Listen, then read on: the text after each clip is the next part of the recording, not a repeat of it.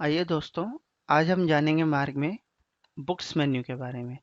तो जैसे हम बुक्स पे क्लिक करते हैं, आप देख सकते हैं कि इसके अंदर बहुत सारे ऑप्शंस हैं।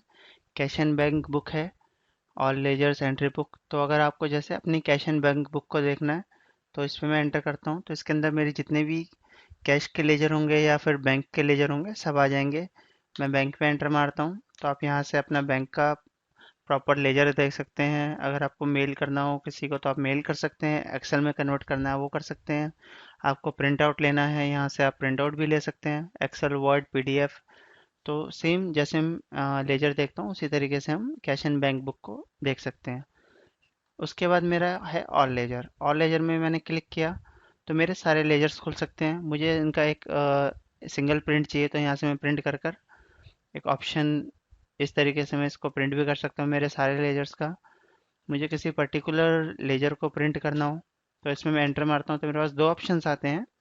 One is monthly and second is summary, और दूसरा मेरे लेजर। अगर मुझे मंथली देखना है, मैं इस पर एंटर करता हूँ, तो इस तरीके से मेरा एक मंथली लेजर आ जाएगा। अप्रैल, मई, जून, डेबिट कितना, क्रेडिट कितना, balance, sale, sale return, breakage, expiry. तो इसमें मेरा सारा एक मंथली डिटेल दे देगा मुझे। अगर मुझे इसी का समराइज व्यू देखना है कि मुझे इसमें क्या क्या चाहिए, सेल चाहिए, परचेज चाहिए, तो अपने अकॉर्डिंग मैं इसको हटा सकता हूँ। उसके अंदर कंट्रोल डब्ल्यू करूँगा, तो मेरा एक ये समराइज व्यू आ जाएगा। और अगर मुझे लेजर व्यू करना है, तो इस तरीके से मेरा लेजर आ जाएगा। मैं इस पर और एंटर मारता हूँ। अगर मुझे बिल भी व्यू करना है, तो मैं बिल भी देख सकता हूँ। यहाँ मैं ऑल्टर पी करता हूँ। मेरे पास ऑप्शंस हैं। फुल लेजर मुझे देखना है, हाफ लेजर चाहिए, डिटेल लेटर चाहिए, डिटेल स्टेटमेंट चाहिए। तो मुझे जो भी चाहिए मैं अपने अकॉर्डिंग यहाँ सेलेक्ट कर सकता हूँ। प्रिंटिंग स्टाइल मुझे ओनली नरेशन वाउचर डिटेल में चाहिए, हेड प्लस नरेशन चाहिए, विदाउट नरेशन चाहिए, तो ये कर सकता हूँ मैं।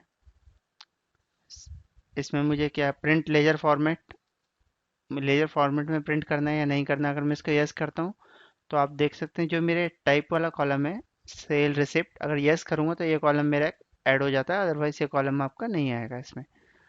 तो ये ऑप्शंस दिए हुए हैं, अपने अकॉर्डिंग मैं इन ऑप्शंस को यस नो कर सकता हूँ। मुझे प्रिंट करना है, एक्सेल में कन्वर्ट करना है, वर्ड में, पीडीएफ में या एचटीएमएल में। अगर मुझे व्यू करना है, तो इस तरीके से कुछ आपका व्यू आ जाएगा इसमें, आप देख सकते हैं। अगर आपको किसी का लेजर मेल करना है, तो आप डायरेक्ट यहाँ से मेल कर सकते हैं, डायरेक्ट एक्सेल में कन्वर्ट कर सकते हैं।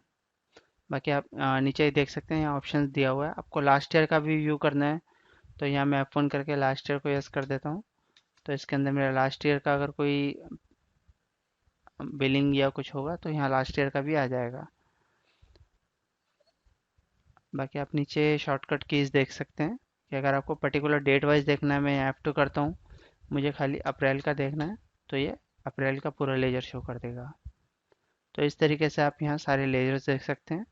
नेक्स्ट हम देखते हैं बुक्स में हमारा है एंट्री बुक्स। आप यहाँ से एंट्री बुक्स देख सकते हैं कि डे बुक, मुझे आज किसी पर्टिकुलर डे की बुक देखनी है कि इस दिन क्या क्या हुआ।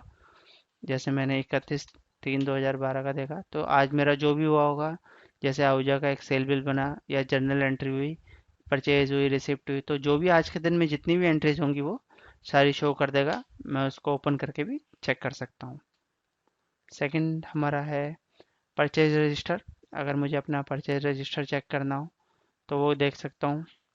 या फिर एंट्री बुक्स में भी और भी ऑप्शंस हैं। जर्नल बुक है, डेबिट नोट है, क्रेडिट नोट, रिसिप्ट बुक देखनी है मुझे, किसी पर्टिकुलर डे की पेमेंट बुक देखनी है, कॉन्ट्रा बुक देखनी है, सेल बुक देखनी है, परचेज बुक या आइटम डे बुक, उस पर्टिकुलर डे की कोई आइटम डे बुक, इसमें कितनी आइटम गई, ट्रांजेक्शन जो भी हुआ, सब आ जाएगा। उसके बाद परचेज रजिस्टर, अगर मुझे अपना परचेज रजिस्टर चेक करना हो, तो यहाँ पे पूरा मुझे अप्रैल, मई, जून, पूरा मंथ वाइज मेरा पर्चेज रजिस्टर आ जाता है। मैं और एंटर मारता हूँ, तो मेरे से यहाँ पर सारे ऑप्शन बता देगा, परचेज सेंट्रल, लोकल, और एंटर करता हूँ, तो मुझे कंप्लीट डिटेल में देख सकता हूँ परचेज की। इसी तरीके से मेरा यहाँ पर सेल रजिस्टर है। मुझे ड्यूटीज़ एंड टैक्सेस देखना है, तो मेरा ड्यूटीज़ एंड टैक्सेस का रजिस्टर आ जाएगा पूरा। जितना भी लोकल सेल टैक्स लगा है, 8% कितना लगा है, मुझे वो देखना है। तो मैं कम्प्लीटली जूम इन तक जा सकता हूँ मार्क के अंदर। हमारे मार्क की ये अच्छी एक फैसिलिटी है। और अभी हम देखते हैं कि इंटरेस्ट एंड कलेक्शन अगर आपको देखना है, पार्टी कलेक्शन आपको देखना है, salesman collection, route wise collection, area collection, कि आपका इस पर्टिकुलर रूट से या एरिया से कितना कलेक्शन आया है। अगर मुझे पार्टी कलेक्शन देखना है तो यहाँ पर मैं डेट डालता हूँ, जब से जब तक का मुझे देखना है। बाकी जो भी ऑप्शन है मैं अपने अकॉर्डिंग येस या नो करता हूँ।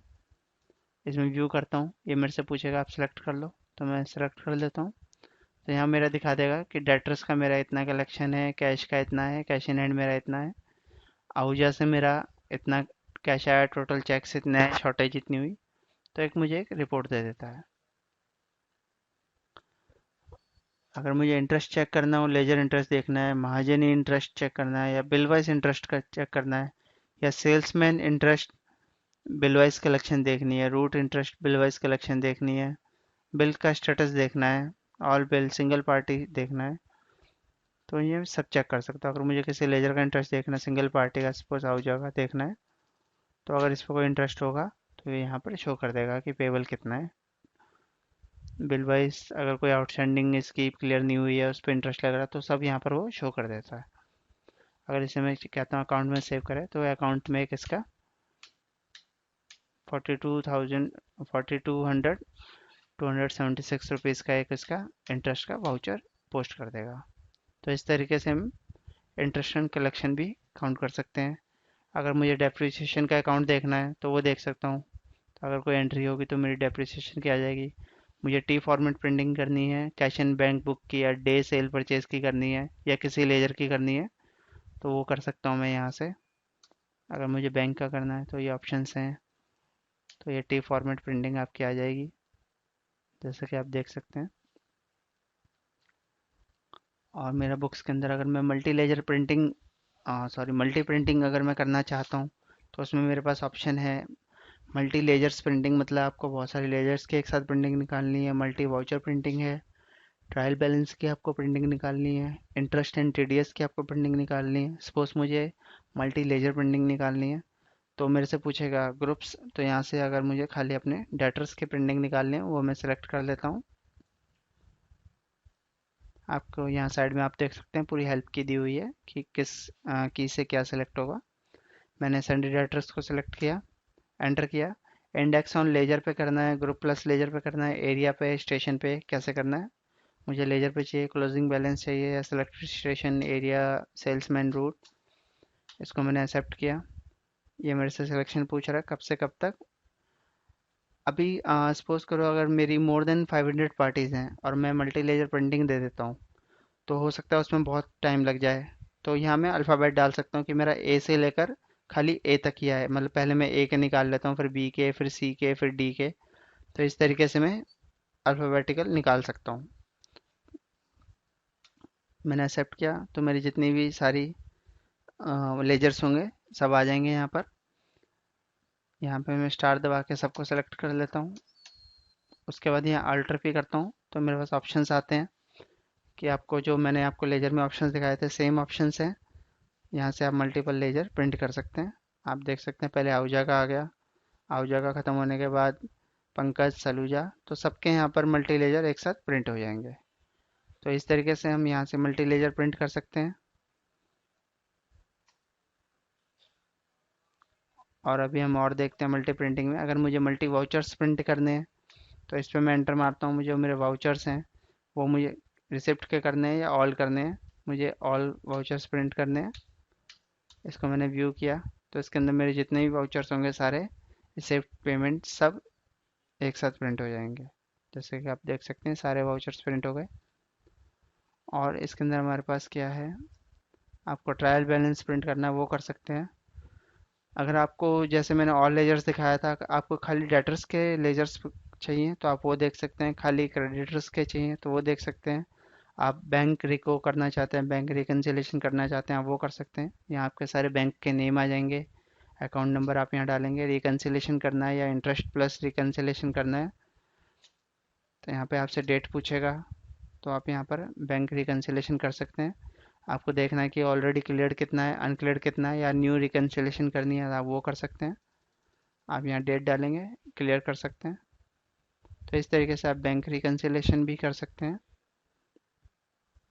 आपको अपना बजट एनालिसिस करना है या टारगेट एनालिसिस, जो आपने टारगेट सेट किया है या बजट सेट किया है, तो आप वो कर सकते हैं।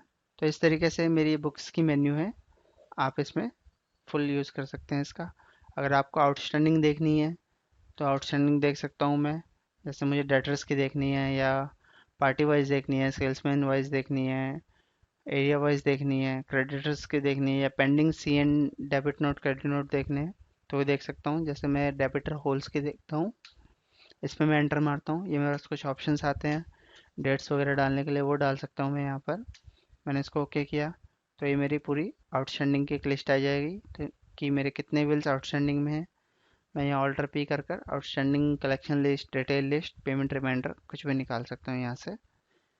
तो इस तरीके से मेरी बुक्स की मेन्यू यहाँ ख़त्म होती है।